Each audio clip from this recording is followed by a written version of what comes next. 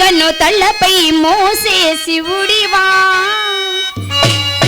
రాయిని ఆడది చేసిన రాముడివా గంగను తలపై మోసే శివుడివా ఏమనుకోను నిన్నేమనుకోను ఏమనుకోను నిన్నేమనుకోను నువ్వు రాయివి కావు గంగవు కావు నే రాముడు శివుడు కానే కాను తోడనుకో నీ వాడనుకో తోడనుకో నీ వాడనుకో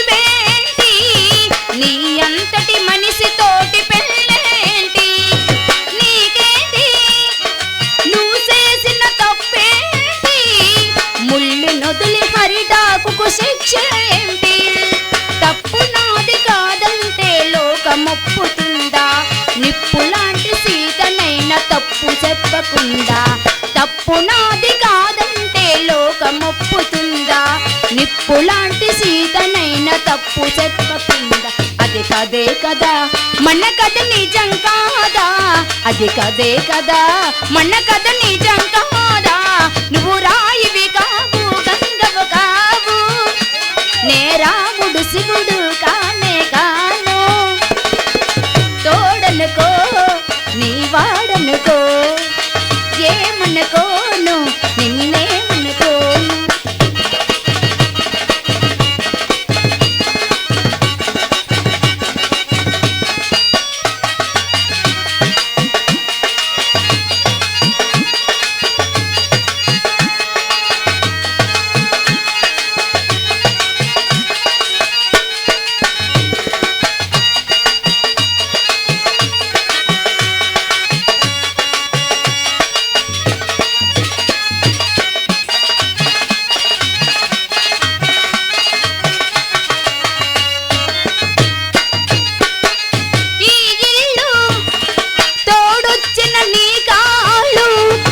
ఎన్నెన్నో జన్మలకో కోవిల్లు కోవిల్లు కోవిలలో దివ్వెల్లు కన్నీళ్లతో వెలిగించే హృదయాలు హృదయాలని వెలిగించే మనిషి కదా దేవుడు ఆ దేవుడికి వారసుడు మామూలు మానవుడు హృదయాలని వెలిగించే మనిషి కదా దేవుడు ఆ దేవుడికి వారసుడు మామూలు మానవుడు అది నువ్వే కదా నేను నువ్వే కదా అది నువ్వే కదా నేను నువ్వే కదా నువ్వు రాయని ఆడది చేసిన రాముడివా గంగను తలపై మోసే శివుడివా ఏమనుకోను నిన్నేమనుకోను తోడనుకో నీ వాడనుకో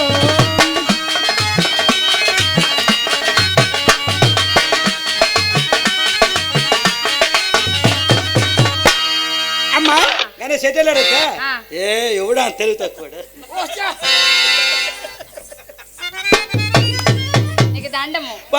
అంటే అలా తిరిగిపోతుందా అమ్మాయి నేను మొన్న ఒక 20 సెంట్లు భూమి కొన్నాను ఎప్పుడు మొన్న కొన్నాను ఓ 20 సెంట్ల భూమి కొన్నావు 20 సెంట్ల భూమి కొన్నాను కానీ కొద్ది డబ్బులు అప్పుడు కొన్నాను నాకు ఒక 7 లక్షలు ఉంటే మరొక 3 లక్షలు అప్పోడేసి 10 లక్షలు కొన్నాను అది ఏ ముహూర్తాన్ని కొన్నాను వర్షం పడలేదు పంట పండలేదు పంట ఇంటికి రావడం అప్పులు తీరలేదు అయితే అది వర్షాధారమా చెట్లు గాని చెరువులు గాని లేవా మరేం లేవు మరి బోర్ తీయించలేకపోయావా అంత డబ్బులు మరి ఇప్పటికే 10 లక్షలు 3 లక్షలు అప్పు అయితే అమ్మాయి అప్పులో వచ్చి అంటారు భాస్కర్ అప్పుని ఇచ్చిన వడ్డీ అని కట్టు. అవును మరి ఏంటిది కట్టు అంటాను.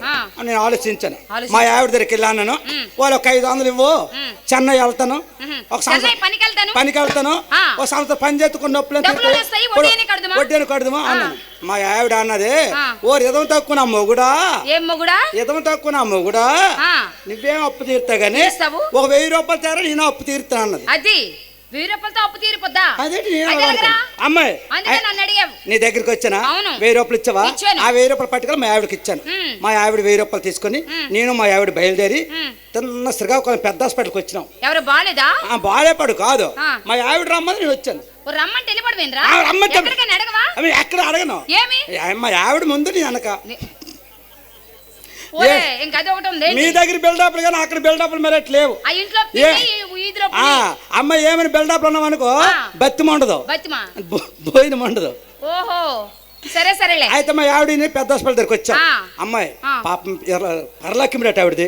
ఒక చిన్న పిల్ల చచ్చిపోయా, చిన్న పిల్ల చచ్చిపోయి ఆ పిల్ల చచ్చిపోయిన పిల్లలు పర్లాకిమిడట. ఆ పిల్లని తీసుకుని వచ్చి ఇంకా పెద్ద హాస్పిటల్ అడిగి పెట్టారు, పిల్ల చనిపోయి. అయ్యో పాపం. గోలు గోలు ఛార్జీ కూడా డబ్బులు లేవు. ఎలాగెళ్ళని ఆలోచిస్తాను. ఈ టైంలో మంచి టైంలో మా ఇద్దరం వెళ్ళాం. నేను మా ఆవిడ వెళ్ళాము. మా ఆవిడ అన్నది, ఏమండి చచ్చిపోయిన పిల్లలు ఏడిస్తే వస్తుందా? రాదు కదా. ఇగో మీరు ఎంత ఇబ్బంది పడతారు, మీకు ఒక 500 ఇస్తున్న పిల్ల నాకు ఇచ్చండి అన్నది. నేను అలాగే ఆలోచించే చనిపోయిన పిల్ల మనకెందుకు అనుకుంటాను. మన మాట అవదు కదా. 500 ఇచ్చే పిల్లని తీసుకుంది. వాళ్ళు 500 తీసుకొని ఛార్జ్ కట్టుకుని వెళ్ళిపోయారు. అమ్మాయి పిల్లని చక్కగా తయారు చేసింది. మా ఆవిడ చనిపోయిన పిల్లని తయారు చేసింది, చక్కగా తయారు చేసింది. ఈ శమకలు వేసుకొని అదండి అన్నది. నేను మా ఆవిడ చందన బ్రదర్స్కి వెళ్ళాం బట్టల కొండకి. డబ్బులు ఎంత ఉన్నాయిరా? డబ్బులు 350 ఉంది.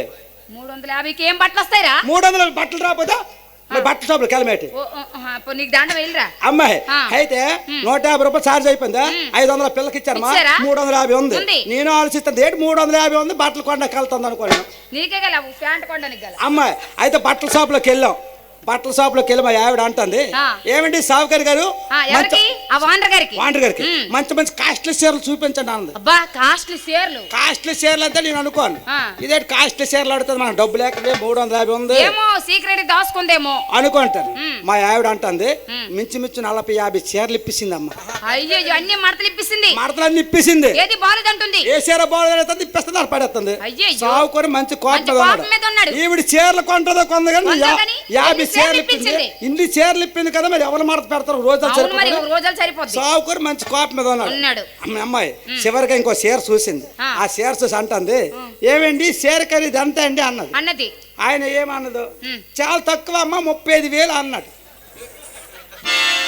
35,000 అంటే మా ఆవిడ అన్నది, ఏమే 3,500 కెళ్ళి అన్నది.